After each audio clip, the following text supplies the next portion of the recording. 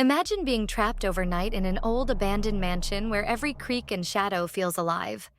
A group of friends dared to spend the night, but what they discovered inside was far worse than they could have ever imagined. Could you handle a night in a haunted house? Join us as we recount this terrifying story. If you're brave enough, hit that subscribe button to catch more spine-chilling tales from Mr. Shadows. Watch the full video if you dare. Teenagers Emma, Jake, Mia, and Alex were always in search of adventure. Living in a quiet town with little to do, they often set out to explore. One night, Jake proposed an idea. "Hey, have you guys heard about the old mansion on Hilltop Road?" he asked with a mischievous grin. "Yeah," Mia replied, her eyes widening. "They say it's haunted.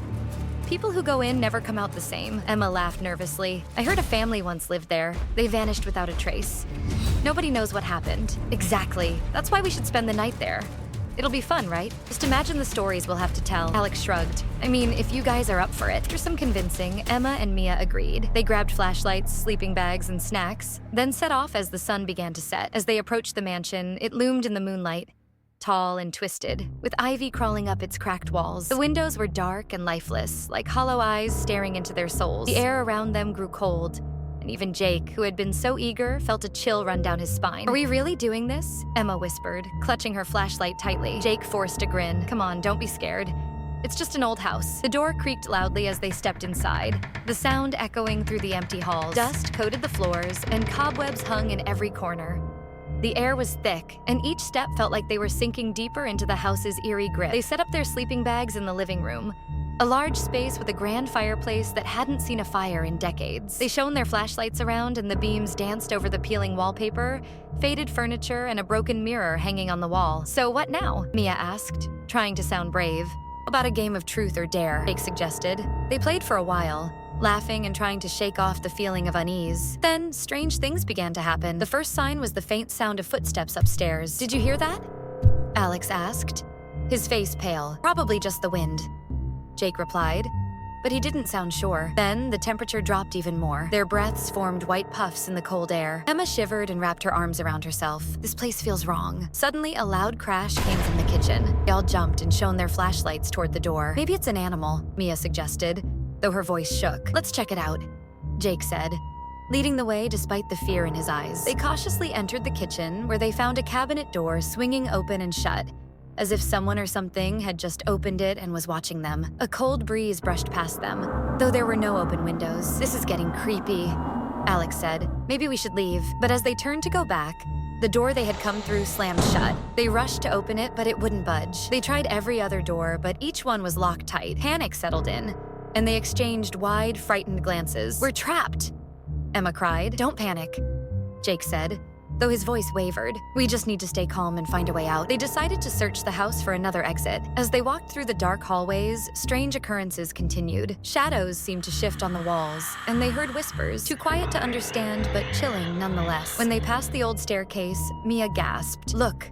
At the top of the stairs stood a faint figure, a woman dressed in old-fashioned clothes, her face pale and her eyes dark. She appeared to be staring directly at them, unmoving. Who is that?" Alex stammered. Before they could react, the woman turned and vanished into one of the rooms. Jake, trying to keep his composure, said, "Maybe it's just someone else exploring the house. Let's follow her." Reluctantly, they climbed the stairs, but when they reached the top, the hallway was empty.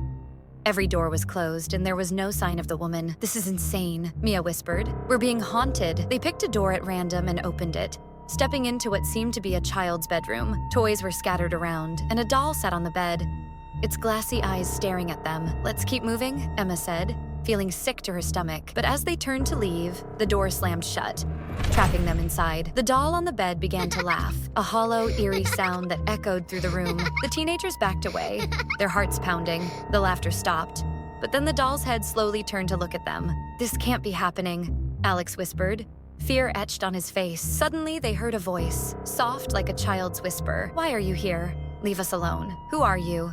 Mia asked, her voice barely a squeak.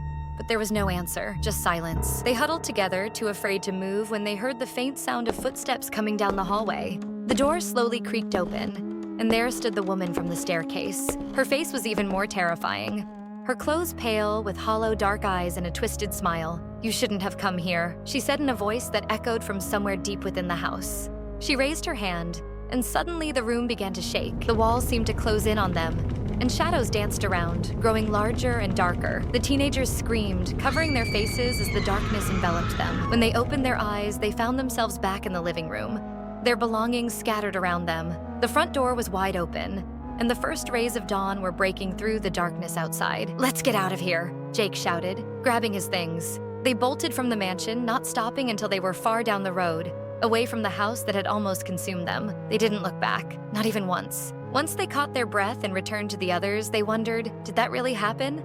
Or were we just imagining things? "I don't know," Alex replied, looking as pale as the ghost they had seen. They all agreed never to speak of the night again and went home, haunted by the memory of the woman and the doll's laughter.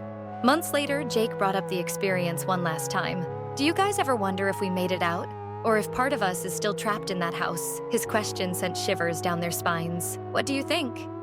Do you believe they really escaped? Or is a part of them still wandering those haunted halls? Let us know in the comments below. If you enjoyed this story, don't forget to like and subscribe to our channel, Mr. Shadows. Who knows? Maybe you'll be brave enough to visit that mansion someday.